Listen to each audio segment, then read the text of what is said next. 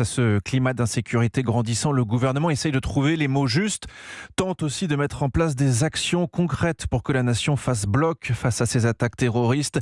Nous serons au rendez-vous pour assurer votre sécurité, a déclaré hier la Première ministre Elisabeth Borne à la Sorbonne lors de la remise du prix Samuel Paty.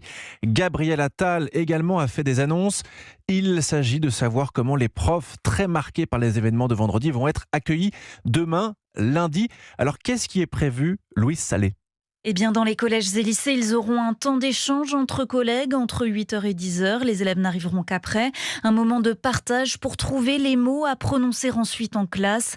Le ministre de l'Éducation était à la Sorbonne hier. Mais le poids de ce deuil est plus lourd encore pour nos professeurs. Soyons à leur côté. Lundi, en cette journée de solidarité pour nos professeurs, une minute de silence aura lieu dans toutes les écoles à 14h. Gabriel Attal a ajouté réunir la semaine prochaine les élus des collectivités pour réfléchir à un renforcement de la sécurité des établissements.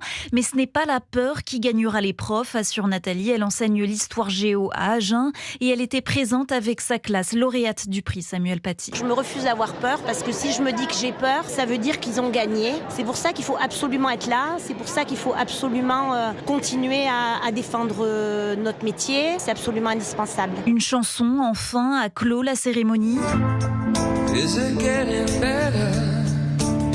L'émotion était très lourde car c'est le même morceau One du groupe américain U2 qui a accompagné il y a 3 ans le cercueil de Samuel Paty dans la cour de la Sorbonne. Louise Salé pour Europe 1.